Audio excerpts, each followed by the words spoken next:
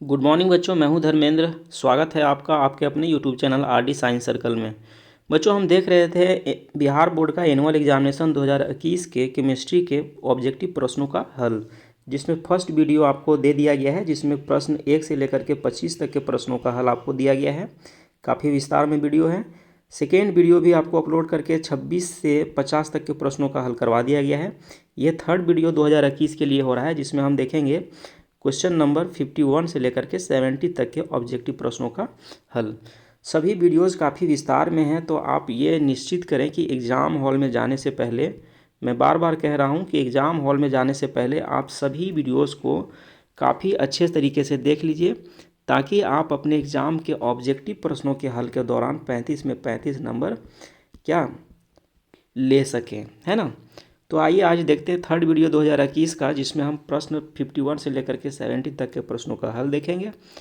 तो आइए वीडियो को शुरू करते हैं। शुरू करने से पहले यदि आप चैनल में नए हैं तो चैनल को सब्सक्राइब कर लीजिए, और रेगुलर व्यूअर हैं तो वीडियोस को अपने दोस्तों के साथ एक बार ज़रूर साझा करिए, है ना, ताकि उनको पता चल सके कि सही से कैसे पढ़ाई होता है। जो प्रश्नों का हल हम यहाँ पे आपको करवा रहे हैं, मुझे लगता है कि इस तरीके से हल आपको अगर एग्ज़ाम से पहले मिल जाए और अच्छे से आप देख लें 2 बार 3 बार वीडियोस को, तो आपका तैयारी काफ़ी अच्छा से रहेगा। एग्ज़ाम हॉल में आप प्रश्नों को काफ़ी आराम से कर पाएंगे।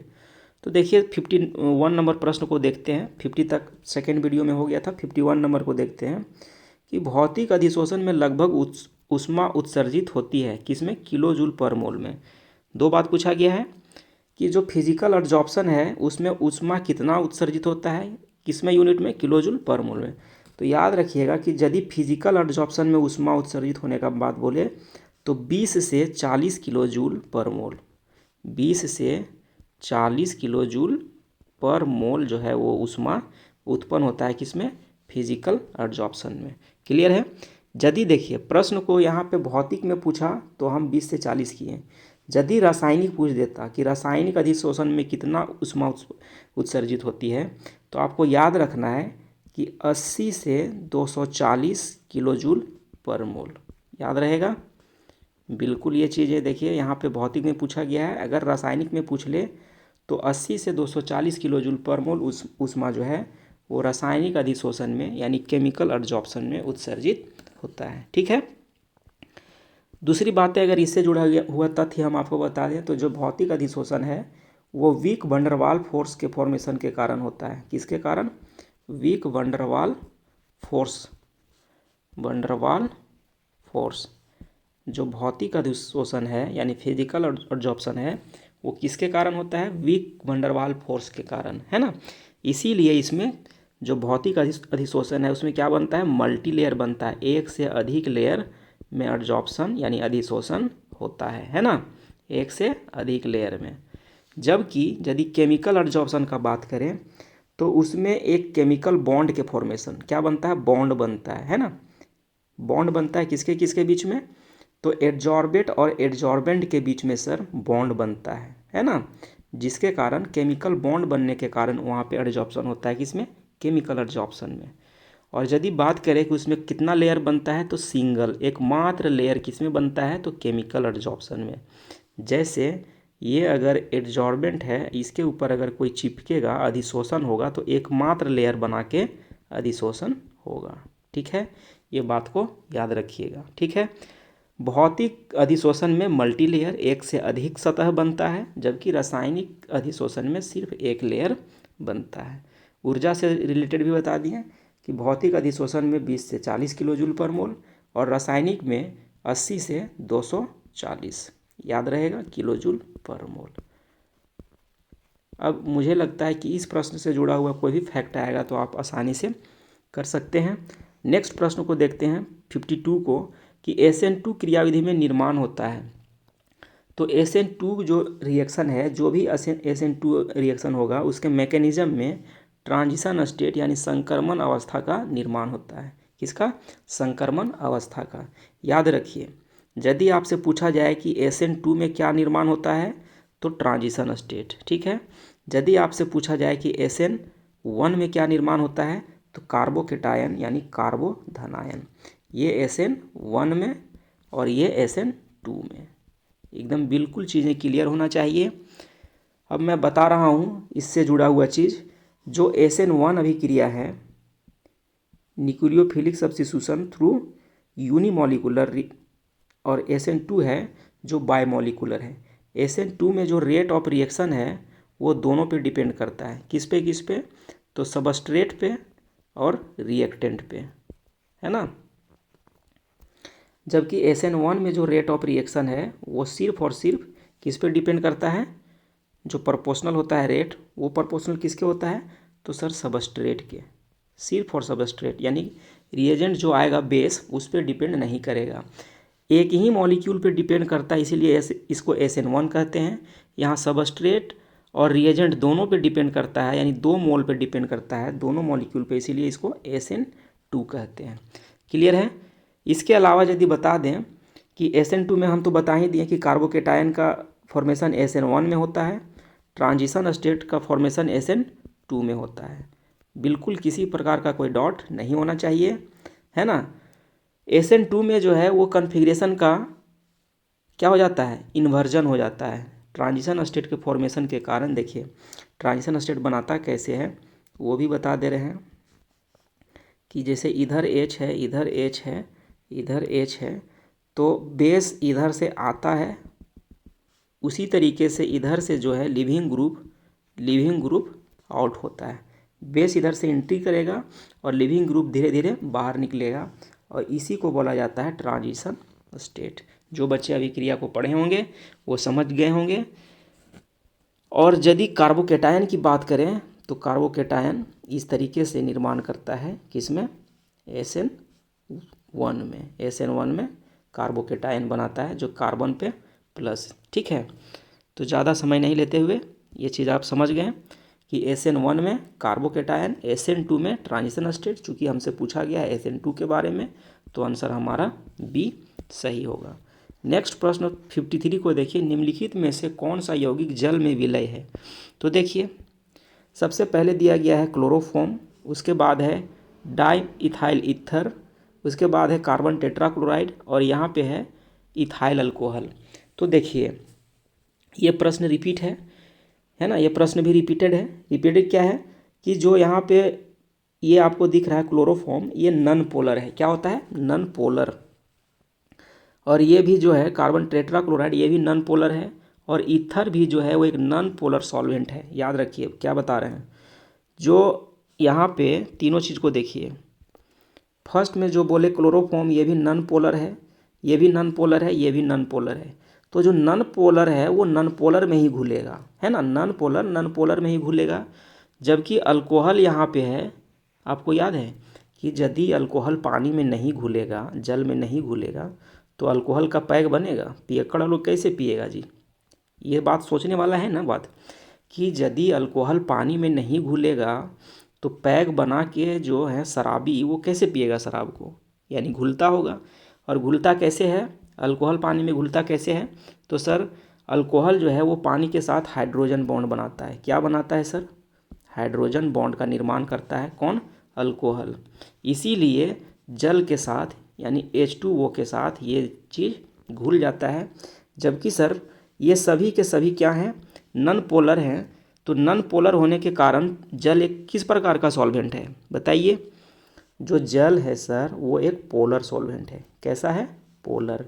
और सॉल्वेशन का एक थ्योरी है कि polar substance dissolve in polar solvent.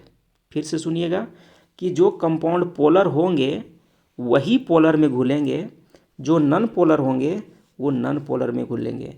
मतलब ये सभी नॉन पोलर है, तो जल तो पोलर हो गया तो इसमें घुलेगा नहीं, है ना। किस में घुलेगा ये सब तीनों, तो नॉन पोलर में। तो यदि आपसे पूछा जाता ना, उत्तर में रहता कि ये तीनों नॉन पोलर है तो किस में घुलेगा, तो बेंजीन में, C6H6, इसमें ये बेंजीन में नॉन पोलर है तो ये तीनों इसमें घुल जाएगा। लेकिन जल में ये तीनों नहीं घुलेगा क्योंकि ये तीनों नॉन पोलर हैं। पोलर कौन है, अल्कोहल। और क्या बनाता है सर, हाइड्रोजन बॉन्ड बनाने के कारण जो है वो अल्कोहल जल में घुलनशील होता है। क्लियर है। बाकी और बहुत सारे हैं। CH2 जो है ये भी नॉन पोलर है, तो नॉन पोलर में नॉन पोलर घुलेगा और पोलर में पोलर घुलेगा। जो जो भी है वो सभी कुछ जो है वो आपको कंसेप्ट एकदम क्लियर होना चाहिए, क्रिस्टल क्लियर होना चाहिए, ब्राइट क्रिस्टल होना चाहिए, है ना। ये सभी पोलर है 3, तो पोलर में घुलेगा, जैसे बेंजीन हो गया, CH2 हो गया, ये जो है हाइड्रोजन बॉन्ड का अल्कोहल निर्माण करता है, तभी है सो घुलता है। चलिए नेक्स्ट प्रश्न को देखते हैं 54 को, कि कार्बोनिल समूह के कार्बन पर कौन सा प्रसंकरण है, यानी हाइब्रिडाइजेशन पूछा गया है, कि the hybridization of carbon in carbonyl group is. तो देखिए कार्बोनिल ग्रुप का कार्बन को पहले लिख देते हैं हम, CO, और इधर होता है OH, यही होता है कार्बोक्सिलिक एसिड का फंक्शनल ग्रुप। अब इस कार्बन का हाइब्रिडाइजेशन क्या है वो पूछा गया है। तो बच्चों सिग्मा बॉन्ड को गिनिए, इधर एक सिग्मा बॉन्ड, यहाँ दो दो बॉन्ड है, तो एक सिग्मा होगा एक पाई होगा, और एक इधर सिग्मा बॉन्ड। समझ गए क्या मैं बोल रहा हूँ, कि एक सिग्मा बॉन्ड यहाँ है सर, एक सिग्मा बॉन्ड यहाँ है सर, एक सिग्मा बॉन्ड यहाँ है सर, यानी 3 सिग्मा बॉन्ड जब बनाए बच्चों, तो जो हाइब्रिडाइजेशन होगा वो क्या होगा, sp2, एक S और 2 P, तो मिला के कितना 3। बात क्लियर हो रहा है कि सर हाइब्रिडाइजेशन में सिर्फ सिग्मा बॉन्ड को गिना जाता है और लोन पेयर ऑफ इलेक्ट्रॉन को गिना जाता है। किसको किसको, लोन पेयर ऑफ इलेक्ट्रॉन और सिग्मा बॉन्ड को गिना जाता है।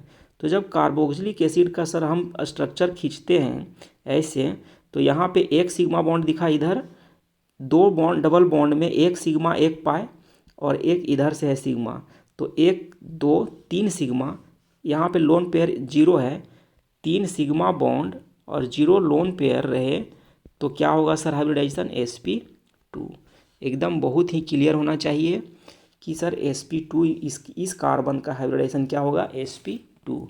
यदि यही चीज़ पूछा जाता कि अल्डिहाइड के कार्बन का हाइब्रिडाइजेशन क्या होगा, तो सेम चीज़ होगा सर। बॉन्ड का देखिए दोनों चीज़ों में देखिए तो सर सेम है, यहाँ OH है यहाँ H है, बाकी यहाँ सिग्मा तो यहाँ सिग्मा, यहाँ सिग्मा तो यहाँ सिग्मा, यहाँ एक सिग्मा तो यहाँ एक सिग्मा, यहाँ एक पाई तो यहाँ एक पाई। पाई बॉन्ड को चूंकि हाइब्रिडाइजेशन में नहीं गिनते हैं तो इसको कैंसिल कर देंगे, और इधर भी 3 सिग्मा और इधर भी 3 सिग्मा, दोनों तरफ 3 सिग्मा है। तो यदि आपसे पूछा जाए कि अल्डिहाइड में कार्बन का प्रसंकरण कितना है, तो वहाँ भी होगा sp2 ही। यदि एसिड में पूछा जाए तो वहाँ भी sp2 ही होगा, कोई डॉट नहीं होना चाहिए। अब जैसे देखिए एसिड क्लोराइड में पूछ ले, तो एसिड क्लोराइड में भी वही होगा। एसिड क्लोराइड का ये होता है फंक्शनल ग्रुप, तो 1 सिग्मा 2 सिग्मा 1 3 सिग्मा, ये तो पाई है, तो यहाँ भी sp2 होगा। इस तरीके से आप सिग्मा बॉन्ड को गिन के हाइब्रिडाइजेशन को निकाल सकते हैं। जैसे मीथेन में पूछेगा CH4 बनाते हैं जी, तो सर देखिए ये मीथेन का फॉर्मूला है 1 sigma 2 sigma 3 sigma 4 sigma. 4 sigma bond के लिए कितना बनेगा, एक S और P में 3 और 1 मिला के 4, तो sp3 होगा। इस कार्बन का हाइब्रिडाइजेशन मीथेन में कितना होगा सर, sp3 होगा। सभी चीज़ें एकदम क्लियर होना चाहिए। मैं बार बार कहता हूँ कि टाइम निकाल के आप वीडियोस को 2 बार देखिए 3 बार देखिए, हर बार देखिएगा तो नया चीज़ जो है आपको, नया कंसेप्ट आपको नज़र आएगा, है ना। तो देखिए नेक्स्ट प्रश्न को देखते हैं 55 को, कि फॉर्मलडिहाइड को NaOH के विलयन के साथ गर्म करने पर प्राप्त होता है। शायद अभिक्रिया जिन बच्चा को याद होगा, क्या बोला गया है, फॉर्मलडिहाइड HC≡OH, इसको गर्म करेंगे NaOH के साथ, क्या बनाएगा। तो ये है ना, इसी अभिक्रिया को बोलते हैं कैनिजारो रिएक्शन, याद रखिएगा। कैनिजारोज रिएक्शन जो कहते हैं वो इसी अभिक्रिया का नाम है।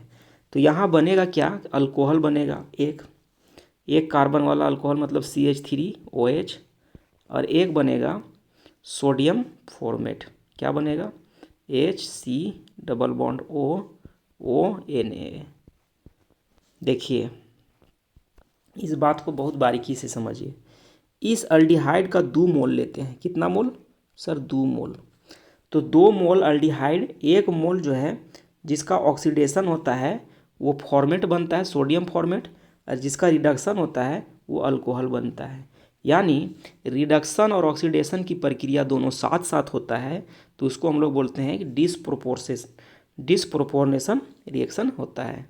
कौन सा रिएक्शन होता है सर? ऑक्सीडेशन और रिडक्शन दोनों होता है। जो हम लिख रहे हैं फॉर्मल्डिहाइड, इसका 2 मोल लेते हैं सर। कितना लेते हैं?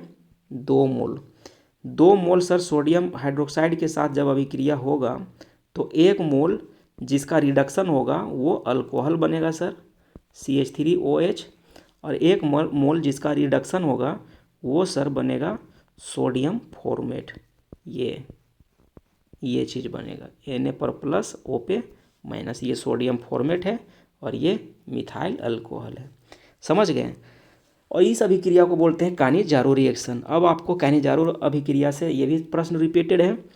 कानिजारो अभिक्रिया में वही अल्डिहाइड शामिल होता है जिसमें अल्फा हाइड्रोजन क्या होता है सर? नहीं होता है। क्या होता है? नहीं होता है। वैसा अल्डिहाइड जिसमें अल्फा हाइड्रोजन नहीं हो वही कानिजारो अभिक्रिया में शामिल होता है। यानी कहें तो कौन कौन सा? एक फॉर्मल्डिहाइड सर, उसके बाद सर एक बेंजल्डिहाइड कानिजारो अभिक्रिया में CHO शामिल होगा सर। उसके बाद एक टर्सरी अल्डिहाइड सर, ये CHO CH3। ये काफ़ी इंपॉर्टेंट है तीनों VVI। कई बार पूछा जाता है कि निम्नलिखित में से कौन सा अल्डिहाइड कानिजारो अभिक्रिया में शामिल होगा, तो फॉर्मल्डिहाइड रहेगा तभी काम चल जाएगा। क्योंकि इसके बगल में कोई अल्फा हाइड्रोजन है ही नहीं, इसमें भी यहाँ कोई हाइड्रोजन नहीं है, यहाँ नहीं है कोई हाइड्रोजन। ये जो अल्डिहाइड ग्रुप है इसके बगल वाले कार्बन पे, यहाँ कोई इस कार्बन पे कोई हाइड्रोजन आपको दिख रहा है? नहीं। इधर कार्बन, इधर कार्बन, इधर भी कार्बन, 0 कार्बन है, सॉरी 0 हाइड्रोजन है। तो ये तीनों में अल्फा हाइड्रोजन नहीं है। क्या नहीं है सर? तो अल्फा हाइड्रोजन नहीं है, और जिस अल्डिहाइड में अल्फा हाइड्रोजन नहीं होता है वो कानिजारो अभिक्रिया में शामिल होता है। हम यहाँ क्या बता रहे हैं कि यदि फॉर्मल्डिहाइड को करेंगे, यहीं पे अगर बेंजल्डिहाइड आ जाए, एकदम सेम चीज़ देखिए CHO, और इसको गर्म करेंगे NaOH के साथ, क्या बनेगा सर? तो बनेगा सर पहला नंबर पे बेंजाइल अल्कोहल। ये कार्बन पे जाके हाइड्रोजन लग जाएगा तो CH2 और फिर OH, ये बेंजाइल अल्कोहल प्लस क्या बनेगा सर? तो ये बनेगा बेंजाइल सोडियम,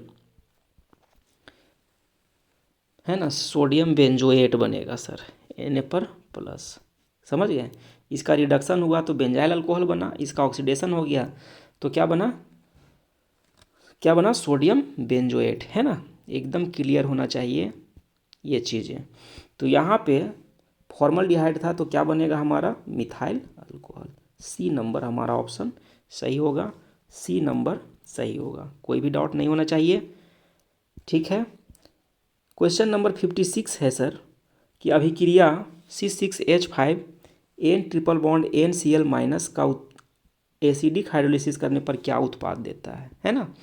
तो ये क्या है जो बच्चे, ये है BDC, यानी कहते हैं benzene diazonium chloride. N triple bond N, इस पे प्लस और Cl पे माइनस। इसका नाम है B से बेंजीन, D से डाइजोनियम और C से क्लोराइड। BDC शॉर्ट में कहते हैं बेंजीन डाइजोनियम क्लोराइड। इसका अभिक्रिया यदि एसिडिक हाइड्रोलिसिस करवाया जाए तो क्या बनाएगा? ये जो है एसिडिक हाइड्रोलिसिस करा के एकदम सिंपली यहाँ पे आके सिर्फ OH लग जाएगा, यानी फेनॉल बनाने का ये क्या है? विधि है, फेनॉल बनाने की विधि है। और 2N2 जो है वो नाइट्रोजन गैस के रूप में बन के निकल जाता है, और H और Cl, HCl एक एक्स्ट्रा H के साथ निकल जाता है। यानी बेंजीन डाइजोनियम क्लोराइड का एसिडिक हाइड्रोलिसिस कराएंगे तो फेनॉल बनाएगा, N2 और HCl बनाएगा। ये बातें एकदम क्लियर होना चाहिए। क्या बनाएगा सर? फिनॉल बनाएगा। Any doubt? कोई भी डाउट नहीं होना चाहिए। नेक्स्ट प्रश्न है 57। अभिक्रिया इसको हाइड्रोजन आयोडाइड के साथ गर्म करने पर उत्पाद में क्या देगा? तो इसको पहचान रहे हैं क्या है ये कि नहीं है ना? ये है सर C6H12O6, यानी ये है सर ग्लूकोज। क्या है? ग्लूकोज। और जब भी सर ग्लूकोज को HI यानी हाइड्रोजन आयोडाइड के साथ गर्म करेंगे ना, तो हाइड्रोजन आयोडाइड चूँकि एक स्ट्रॉन्ग रिड्यूसिंग एजेंट है। क्या है? रिड्यूसिंग एजेंट है, यानी अवकारक है। क्या है? रिड्यूसिंग एजेंट है, अवकारक है। इतना मजबूत है कि जो ग्लूकोज है ना, उसके सभी कार्बन को ये क्या कर देगा? रिड्यूस करके हेक्सेन बना लेगा। क्या बना लेगा? नॉर्मल हेक्सेन बना लेगा। CH3 CH2 CH2 CH2 CH2 है ना, एक इधर और लगेगा, यहाँ ही जोड़ देते हैं CH2। 6 कार्बन वाला, 1 2 3 4 5 6 कार्बन वाला को क्या बोलते हैं? Normal hexane. क्या बोलते हैं? Normal hexane. तो ये बात आप समझें कैसे हुआ? नहीं समझे। हम क्या बोल रहे हैं कि सर ग्लूकोज को जब हाइड्रोजन आयोडाइड के साथ गर्म करेंगे तो क्या बनाएगा? नॉर्मल हेक्सेन बनाएगा। नॉर्मल हेक्सेन कैसे बनाएगा ये चीज़ भी बता देते हैं। जैसे देखिए, ग्लूकोज का अगर आप स्ट्रक्चर खींच के लिखिएगा ना, तो ये होता है CHOH, यहाँ 4 होता है, और नीचे होता है CH2OH। ये ग्लूकोज है, इसी का अभिक्रिया करवा रहे हैं हम HI के साथ। तो कितना कार्बन हुआ सर? 1, और यहाँ पे 4, 4 और 1 5, और एक यहाँ पे 6। 6 कार्बन में सिर्फ और सिर्फ हाइड्रोजन जाके जुड़ जाएगा सारा का सारा। रिडक्शन का मतलब क्या होता है? अवकरण का मतलब होता है कि ऑक्सीजन का कमी हो जाना, है ना। रिडक्शन का मतलब होता है कि ऑक्सीजन का कमी हो जाना। तो सब जगह से ऑक्सीजन खत्म हो जाएगा और सब जगह जगह की क्या जुड़ जाएगा? हाइड्रोजन। तो 6 जगह हाइड्रोजन जोड़ दीजिए, तो यही चीज़ बनेगा ना, नॉर्मल हेक्सेन। क्या बनेगा सर? Normal hexane. एकदम कोई डॉट नहीं होना चाहिए, है ना। नॉर्मल हेक्सेन बनाएगा। क्लियर है? आप बस याद रखिए। क्या याद रखिए? कि सर ग्लूकोज को HI के साथ गर्म करेंगे तो उत्पाद में बनेगा नॉर्मल हेक्सेन। नेक्स्ट प्रश्न देखिए, 58 को देखते हैं। निम्न में से किसमें P पाई D पाई बंद है? तो P पाई D पाई बॉन्ड बनने के लिए P भी खाली होना चाहिए और D पाई भी खाली होना चाहिए। इसमें आप ढूंढिएगा, नाइट्रोजन जो है P ब्लॉक है जिसमें D खाली है ही नहीं। जो यहाँ बोरन दिख रहा है इसमें भी D खाली नहीं है। कार्बन में भी D खाली नहीं है। सल्फर में जो है ना 16 होता है। आप लिखेंगे ना जब कन्फिग्रेशन लिखिए, सल्फर का सर 16 होता है, और लिखिएगा 1s2 2s2 2p6 3s2 3p, कितना 16 हुआ? तो 10 2 12, 10 और 2 12, है ना, 12 और 4 16, ठीक हो गया, 16 हो गया। और यहाँ पे क्या आएगा? 3 4s, इसके बाद आएगा 3d। 3d यहाँ जो है ना 3d, इसके आगे क्या है? 3p के आगे 3d खाली है। जैसे अरेंज कीजिएगा, कैसे अरेंज कीजिएगा? 4s के बाद 3d को ही अरेंज कीजिएगा। 3 3 वाला को एक साथ, 2 2 वाला को एक साथ, और 1 वाला को एक साथ। तो इसमें d क्या दिख रहा है? खाली दिख रहा है। तो जिसमें d खाली है वही ना P पाई D पाई बॉन्ड बनाएगा। तो आंसर हमारा जो होगा वो क्या होगा? SO3 पे 2 माइनस पे ही क्या बनाएगा? P पाई और D पाई का ओवरलैपिंग होगा, है ना। P पाई D पाई का ओवरलैपिंग किस में होगा? इसमें। बाकी D कहीं खाली नहीं है, इसमें भी खाली नहीं है, इसमें भी D खाली नहीं है, और इसमें भी D खाली नहीं है। क्लियर है? हमारा उत्तर जो है वो D हो जाएगा। नेक्स्ट प्रश्न को देखिए, 59 को। वर्ग 16 के तत्व कहलाते हैं, तो इनको कहते हैं चैल्कोजेन। क्या बोलते हैं? चैल्कोजेन। 17 वाला को बोलते हैं हेलोजन, जिसमें कौन कौन होता है? Fluorine, chlorine, bromine, iodine. ये ग्रुप 17 वाला है, तो ये सबको क्या बोलते हैं? हेलोजन। और जो 16 वाला है, कौन कौन है? ऑक्सीजन, सल्फर, सेलेनियम, टिलूरियम और पोलेनियम। ये सबको बोलते हैं चैल्कोजन। चैल्कोजन का मतलब होता है अयस्क का निर्माण करने वाला, है ना। जो एलिमेंट अयस्क के निर्माण करते हैं वो सब उस ग्रुप वाले अयस्क को क्या क्या बोलते हैं? चैल्कोजन। जैसे देखिए, हम बोले कि सर ग्रुप 16 में ऑक्सीजन और सल्फर दोनों होता है। तो आप आयरन का एक अयस्क का नाम लिखिएगा Fe2O3, तो इसमें ऑक्सीजन है ना और का फॉर्मेशन में। सर गैलेना का नाम लिखिएगा PbS, तो सल्फर और बना रहा है ना। तो और के निर्माण करने वाले यानी अयस्क के निर्माण करने वाले एलिमेंट को क्या कहते हैं सर? चैल्कोजन कहते हैं। तो ग्रुप 16 वाला को क्या बोलेंगे? चैल्कोजन, चूँकि 16 वाला ही और का निर्माण करता है। ठीक है, कोई दिक्कत नहीं। नेक्स्ट प्रश्न 60 को प्रथम संक्रमण श्रेणी में उच्चतम ऑक्सीकरण अवस्था प्रदर्शित करने वाला तत्व है, यानी फर्स्ट ट्रांजिशन स्टेट में the element showing highest oxidation state among first transition series. तो फर्स्ट ट्रांजिशन सीरीज को यदि आप लिखिएगा, याद होगा तो कौन कौन एलिमेंट है फर्स्ट ट्रांजिशन सीरीज का?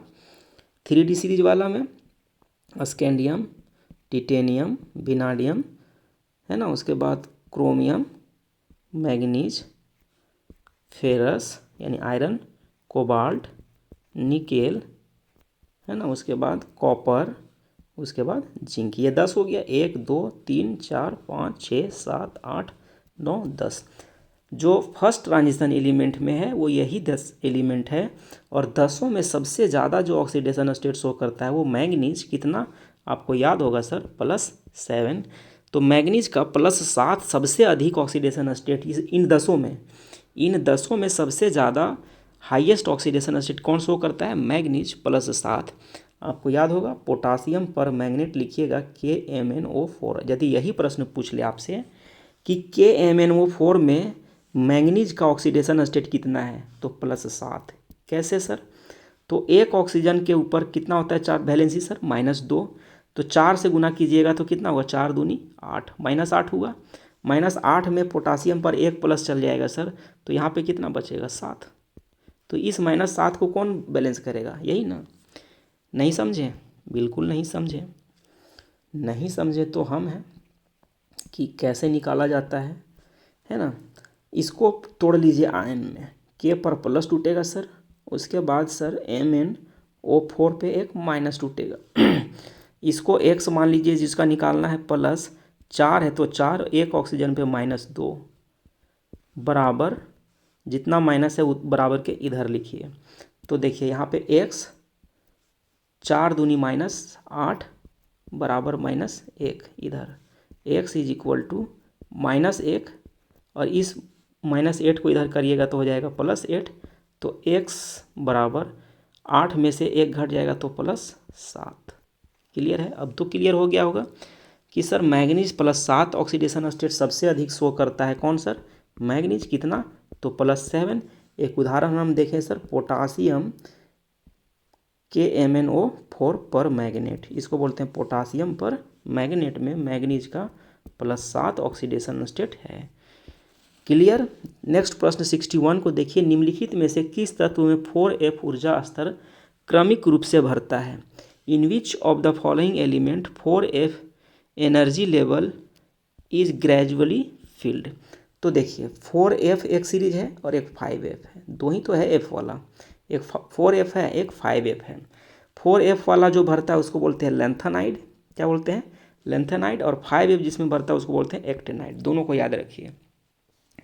यदि 4F वाला पूछेगा तो लेंथेनाइड टिक कीजिएगा, 5F में ग्रेजुअली भरने का बाद बोलेगा तो एक्टिनाइड को टिक कीजिएगा। तो यहाँ हमको कौन पूछा गया है सर? 4F को पूछा गया है, तो मेरा जो आंसर होगा सर लेंथेनाइड होगा। क्लियर वर्ड्स है ना। ठीक है, नेक्स्ट प्रश्न को देखते हैं। यदि एक्टिनाइड रहता, ये भी बात याद रखिए, एक्टिनाइड रहता सर तो कौन होता? 5F है ना। अब वोल्फ का प्रिंसिपल पढ़े होंगे तो उसमें 5F तक ही है, F में 2 ही ऑर्बिटल है, सिर्फ 5F और 4F और 5F, 4 और 5। तो 4 वाला लेंथेनाइड में, 5 वाला एक्टिनाइड। क्लियर? नेक्स्ट प्रश्न को देखिए सर 62 में है कि इस कंपाउंड में क्रोमियम का उप सहसंयोजन क्या है, यानी कोऑर्डिनेशन नंबर पूछा है। The coordination number of chromium in it. तो ढूंढिए कोऑर्डिनेशन नंबर, क्या? जितना नंबर ऑफ कोऑर्डिनेट बॉन्ड होगा है ना, टोटल नंबर ऑफ क्या? Coordinate bond. टोटल डेफिनेशन ही बता देते हैं, total number of coordinate bond formed between, किसके बीच में सर, लिगेंड एंड मेटल, है ना, लिगेंड एंड CMI मतलब सेंट्रल मेटल आयन। तो जितना number of total coordinate bond बनेगा वही उसका कोऑर्डिनेशन संख्या होगा, ये एकदम जाहिर हो गया। तो अब ढूंढिए ना लिगेंड कौन है सर, तो ऑक्सलेट है सर, C, इसको फिर से बनाता हूँ, C O पर माइनस, O पर माइनस, और यहाँ है डबल बॉन्ड O और यहाँ भी है डबल बॉन्ड O। यहाँ पे मेटल अगर रहेगा तो ये इधर से एक कोऑर्डिनेट बॉन्ड बनाएगा और एक इधर से। तो देखिए एक ऑक्सलेट मॉलिक्यूल कितना कोऑर्डिनेट बॉन्ड बना रहा है, दो, एक यहाँ से और एक यहाँ से, यानी कहें कि C2O4 पे 2 माइनस, ये वाला अगर एक रहेगा तो 2 कोऑर्डिनेट बॉन्ड बनाएगा, और यही अगर 3 रहता तो कितना बनाता, 3 दूना कितना सर, 6, कितना 3 रहता तो 6, तो यहाँ देखिए सर 3 है। अब देखिए इस बात को कि यहाँ सर ऑक्सलेट कितना है, 3 मॉलिक्यूल है, तो हम जान रहे हैं कि C2O4 पे 2 माइनस, एक रहने पे 2 कोऑर्डिनेट बॉन्ड बनाता है, तो इसको 3 कर देंगे तो 3 दूना 2 नहीं हो जाएगा, 6 बॉन्ड बनाएगा। तो जितना नंबर ऑफ बॉन्ड बनाएगा वही उसका कोऑर्डिनेशन नंबर हो जाएगा, यानी हमारा आंसर जो होगा वो कौन होगा सर, D होगा। Everything clear. 63 को देखिए, किसी सेल अभिक्रिया की समावस्था पर सेल का विद्युत वाहक बल होता है, यानी इक्विलिब्रियम पोजीशन पे। The electromotive force EMF of, यानी EMF of the cell for the cell reaction at equilibrium. जब भी इक्विलिब्रियम में पूछे ना तो जीरो, क्या होगा सर, जीरो। EMF जो है वो इक्विलिब्रियम पोजीशन पे क्या होगा, जीरो। जैसे तराजू लीजिए सर, इधर भी उतना ही चढ़ाइए और इधर भी उतना ही चढ़ाइए, 1 kg इधर भी और 1 kg इधर भी, तो किधर झुकेगा, कहीं झुकेगा नहीं, ये एकदम कहाँ रहेगा, बैलेंस पे रहेगा, यानी जीरो मूवमेंट होगा, है ना। तो इक्विलिब्रियम का मतलब वही होता है कि दोनों तराजू के पलड़ा को बराबर कर देना, क्या कर देना, इक्विलिब्रियम कर देना। तो जब सेल रिएक्शन में इधर वाला सेल और इधर वाला जो इलेक्ट्रोड है दोनों के बीच में विभव ही जीरो हो जाए तो EMF क्या होगा, जीरो हो जाएगा। क्लियर है, इक्विलिब्रियम पे जीरो हो जाएगा। तो हमारा उत्तर इसके लिए क्या होगा, जीरो, जब पूछा जाए एट इक्विलिब्रियम।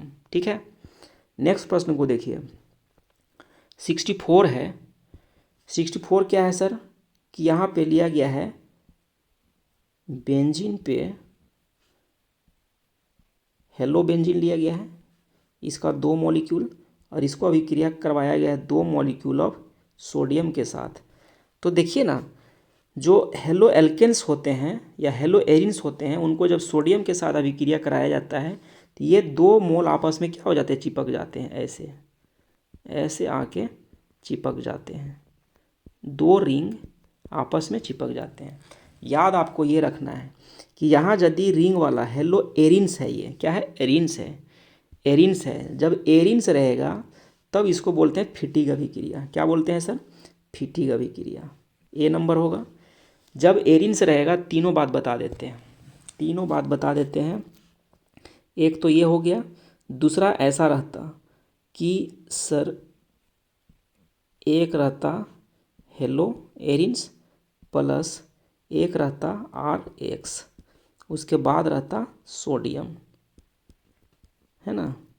तो जो उत्पाद बनता वो क्या बनता सर, यहाँ पे आके इसके साथ रिंग नहीं R जुड़ जाता, यहाँ दोनों का दोनों रिंग ही है, यहाँ एक रिंग और एक अल्काइल हैलाइड रहेगा, यानी एक अलिफेटिक और एक एरोमेटिक वाला रहेगा, तब ऐसा बनता।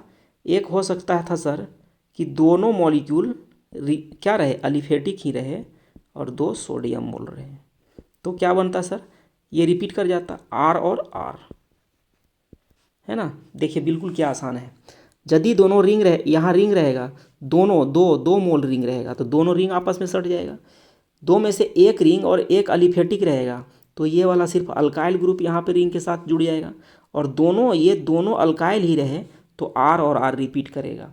तो देखिए जब रिंग वाला रहेगा तो उस अभिक्रिया को बोलेंगे फिटिग। क्या बोलेंगे सर, फिटिग बोलेंगे सर, है ना। जब एक रिंग और एक अल्काइल रहे तो इसको बोलेंगे सर ऊर्ज फीटिंग। क्या बोलेंगे सर? ये अभिक्रिया ऊर्ज फीटिंग है। और सिर्फ दोनों अल्काइल रहे तो इसको बोलेंगे ऊर्ज अभिक्रिया। क्या बोलेंगे? ये है सर ऊर्ज अभिक्रिया, ऊर्ज अभिक्रिया। और ये इसमें देखिए ना, ऊर्ज वाला भी है और फीटिंग वाला भी है, फीटिंग वाला भी है, ऊर्ज वाला एक है, दोनों वाला एक, इससे भी एक आ गया, इससे भी एक आ गया, तो इसको बोलेंगे ऊर्ज फीटिंग। समझे? देखिए अब तीनों नाम होगा यहाँ पे। फीटिंग जब दोनों रिंग रहे, ठीक है। ऊर्ज फीटिंग जब एक रिंग और एक अलिफेटिक वाला रहे। और सर ऊर्ज अभिक्रिया जब दोनों का दोनों यही रहे, ठीक है। ऊर्ज अभिक्रिया मतलब दोनों यही रहे। ऊर्ज फीटिंग मतलब एक रिंग रहे और एक ऐसा वाला रहे। और फीटिंग अभिक्रिया मतलब जब दोनों रिंग वाला रहे। तो दोनों यहाँ रिंग वाला है, दोनों यहाँ रिंग वाला है, तब हमारा उत्तर क्या होगा? Fitting reaction. क्लियर है? ये हायर अल्केन बनाने का जो फीटिंग रिएक्शन या फीटिंग है या ऊर्ज फीटिंग है या ऊर्ज अभिक्रिया है, ये हायर अल्केन बनाने का एक शानदार तरीका है। क्या तरीका है? हायर अल्केन बनाने का शानदार तरीका है। समझे कैसे? जैसे देखिए CH3Br, इसको अभिक्रिया अगर कराया जाएगा सोडियम के साथ, है ना, 2 मोल, तो इसको भी 2 लेंगे तो ये एकदम जानते हैं। यहाँ देखिए एक कार्बन वाला अल्केन था ना, यहाँ 2 कार्बन वाला बन जाएगा CH3 बॉन्ड CH3। समझ गए हैं? और यहाँ बन जाएगा 2 मोल ऑफ NaBr। समझ गए?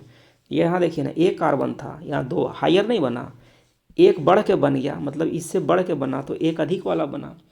तो 2 से 4 वाला बनाना रहेगा तो एकदम डबल टाइम डायरेक्ट मल्टीपल करते हैं। तो हमारा उत्तर यहाँ पे क्या हो जाएगा? फीटिंग। याद रखिएगा, रिंग वाला रहेगा तो फीटिंग, एक रिंग और एक अल्काइल रहेगा तो दोनों जगह से मिक्स हो जाएगा, ऊर्ज से भी और फीटिंग से भी, तो इसका नाम होगा ऊर्ज फीटिंग।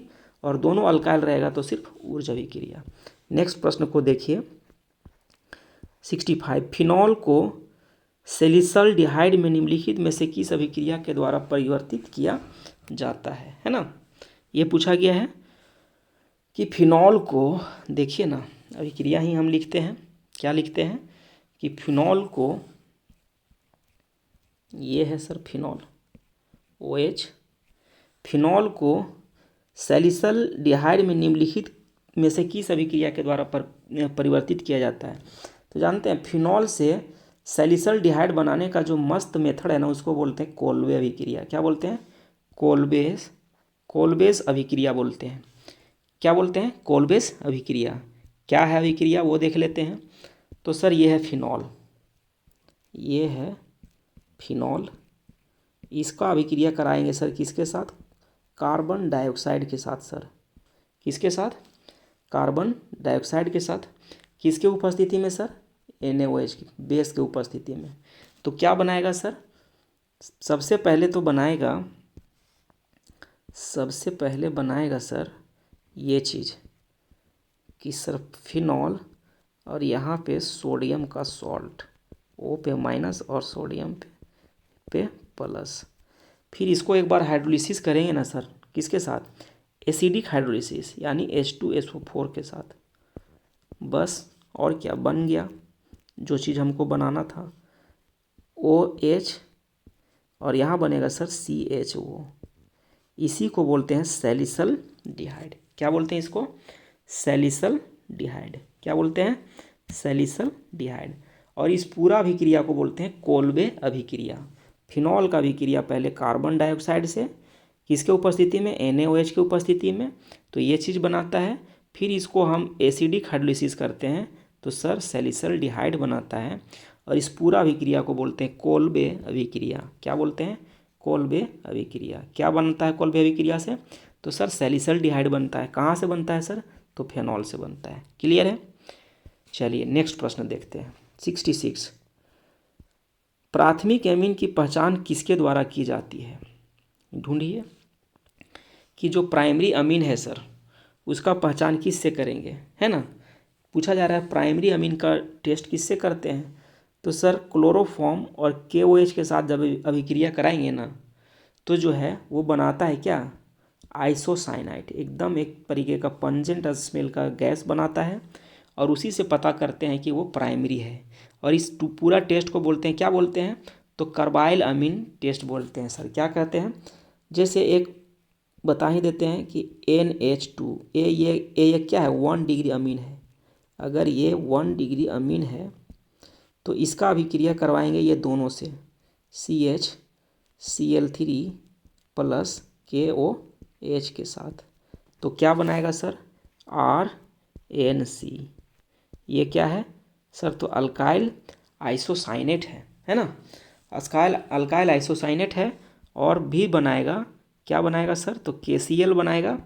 और क्या बनाएगा सर, वाटर कुछ निकलेगा, है ना। ये चीज़ समझ गए। यदि बैलेंस करेंगे तो 3 तो यहाँ 3 भी लिखेंगे, 3 KOH तो 3 यहाँ लिखेंगे, है ना।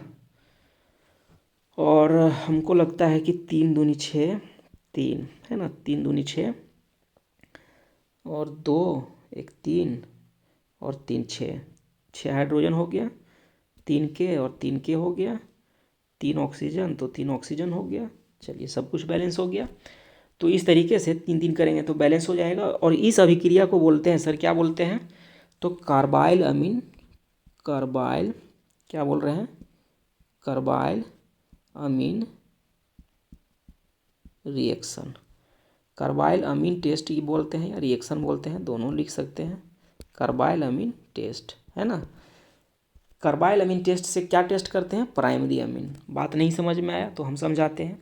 यदि एक बीकर में एक कंपाउंड दे दें इतना सा भर के और बोलें कि बाबू ये बीकर में हम जो दिए हैं ना वो अमीन ही है, क्या है, अमीन है, क्या है, अमीन है, एमाइन है। मतलब ये एमाइन पता करना है बाबू के जो बीकर में दिए हैं वो एमाइन तो है, लेकिन ये अमाइन 1 डिग्री है, ये 1 डिग्री है, 2 डिग्री वाला है कि 3 डिग्री वाला है, ये चीज़ है। सो आपको क्या करना है, पता करना है। तो आप क्या कीजिएगा, कि हम दिए थे उसमें अमीन था, अब इसमें 1 डिग्री वाला है कि 2 डिग्री वाला है कि 3 डिग्री वाला है, पता करना है। तो बारी इसको डालेंगे सबसे पहले, किसको, तो डालेंगे सर क्लोरोफॉर्म को और KOH को डालेंगे तो इससे एक गैस निकलेगा। कौन सा गैस निकलेगा सर, RNC, अल्काइल आइसोसाइनेट। ये एकदम पंजेंट स्मेल, काफ़ी तीक्ष्ण गंध के साथ निकलेगा, जो एकदम नाक में पूरा घुसेगा एकदम भरभर भरभर। तो समझ जाएंगे, अगर ऐसा हुआ तो समझ जाएंगे कि कौन होगा, प्राइमरी अमीन होगा, तभी यह अभिक्रिया इसके साथ की करके ये चीज़ बना रहा है। नहीं करेगा तो बोलेंगे, तब नेक्स्ट बढ़ेंगे, सेकेंडरी चेक करने के लिए बढ़ेंगे। लेकिन अगर पहला बार में ही ये चीज़ हो गया तो समझ जाएंगे क्या, कि जो बीकर में आप दिए हैं ना सर वो कौन सा है, तो 1 डिग्री अमीन है सर। कौन है, RNH2। ये 1 डिग्री अमीन का जनरल फार्मूला हुआ। जैसे मिथाइल अमीन, ये वो एक 1 डिग्री अमीन है, समझ गए। तो इसमें से कोई भी हो सकता है 1 डिग्री वाला। जब ऐसा होगा तब 67 को देखिए कि एस्कॉर्बिक अम्ल है, तो एस्कॉर्बिक एसिड किसको बोलते हैं, विटामिन सी को। विटामिन सी का ही तो नाम एस्कॉर्बिक एसिड है। नेक्स्ट प्रश्न को देखिए 68 को, वह पदार्थ जो शरीर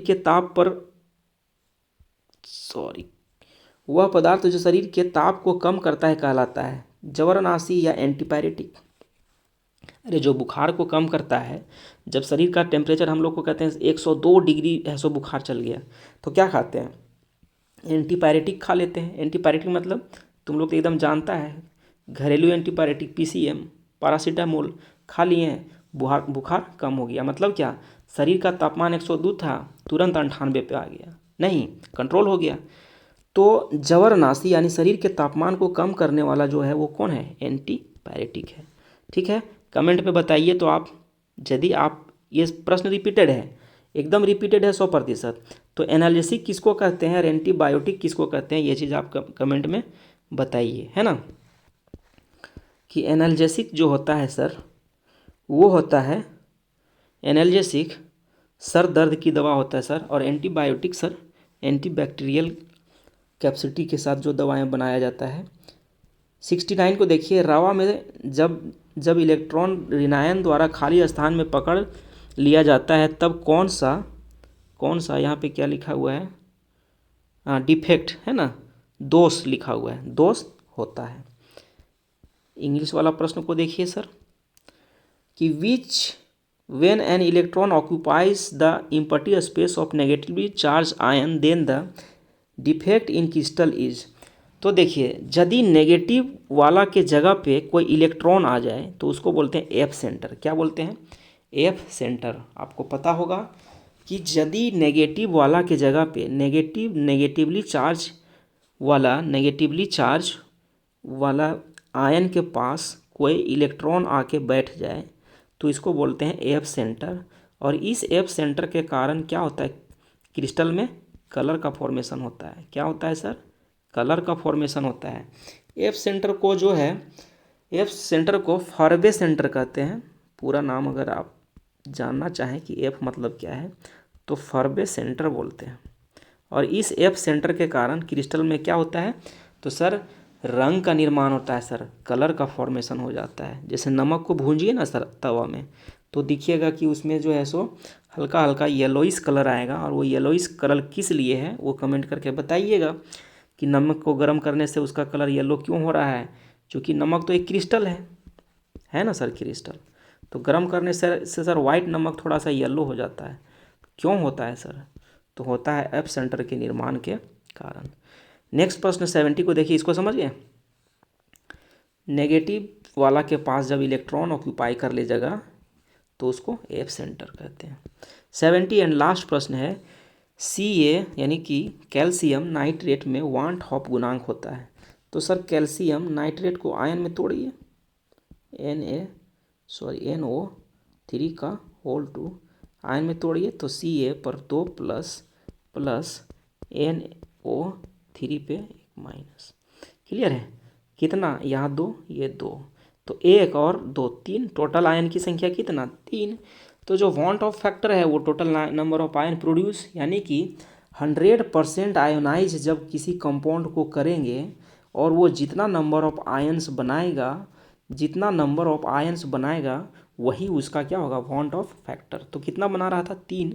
तो इस कंपाउंड के लिए वांट ऑफ फैक्टर कितना होगा बच्चा लोग? एकदम 3 होगा। Any doubt? कोई डाउट नहीं होना चाहिए। ये जो है इस 2021 वाले का 2021 के सभी प्रश्नों का हल यहाँ तक कंप्लीट हुआ। 70 प्रश्नों का काफ़ी विस्तार में जो है सो आपको बताया गया है। मैं दावा के साथ करता हूँ कि इतना विस्तार में आपके लिए कोई भी वीडियोज़ नहीं बना सकता है। हो सकता है कि कोई बनाता हो, लेकिन मैं कोशिश करता हूँ कि आपको एक प्रश्न का उत्तर सिर्फ नहीं बताया जाए। जैसे हम पढ़ें इस प्रश्न का उत्तर और इसका आंसर नहीं बताया जाए, उस प्रश्न से जुड़ा हुआ जितना भी फैक्ट है ना, यानी 70 प्रश्न के सॉल्यूशन करते करते आपको 100 से ऊपर फैक्ट दिया जाता है। एक प्रश्न को जितने तरीके से पूछा जा सकता है उतने तरीके से आपको बताया जाता है कि इस प्रश्न को ऐसे पूछा जाए या ऐसे पूछा जाए, या उस प्रश्न में जितने ऑप्शन है उससे रिलेटेड सभी फैक्ट को आपको डिस्कस कर दिया जाता है। तो वीडियो को अंत तक देखने के लिए बहुत बहुत धन्यवाद। यदि आपको अच्छा लगता है तो चैनल को सपोर्ट कीजिए, आपके सपोर्ट को बहुत ज़रूरत है। और अपने दोस्तों के साथ भी इसे साझा कीजिए। Best of luck.